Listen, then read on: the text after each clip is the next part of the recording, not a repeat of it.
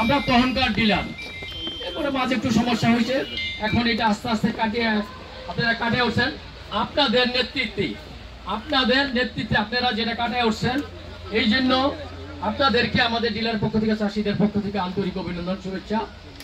আর আমি আরেকটু কথা বলতে চাই, যদিও এই আলু প্রসঙ্গে না, তারপরও স্যার যেহেতু আমরা বিএডিসি ডিলার বীজ এবং সার কিন্তু আমাদের এটার সাথে জড়িত। আমরা কৃষককে যেমন বীজ দেই, আমরা সারও দিই। আমদানিকারক সারের তুলনায় কৃষকের কাছে কিন্তু বিএডিসি সারটা কিন্তু অধিক জনপ্রিয়, মানে সঠিক, ওজনে সঠিক।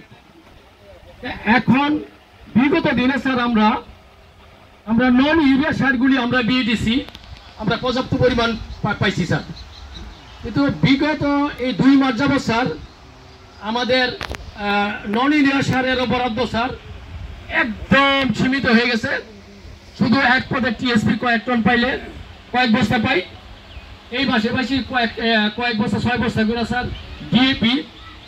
আমরা বলে বিএডিসির গুদামে সার নাই, এবং এই সারটা পর্যাপ্ত পরিমাণে আমদানি করার জন্য স্যার আপনাদের প্রতি আমার বিশেষ আহ্বান। এটা কৃষকের স্বার্থে, এটা কৃষকের সাথে যেহেতু বিএডিসির মান ভালো।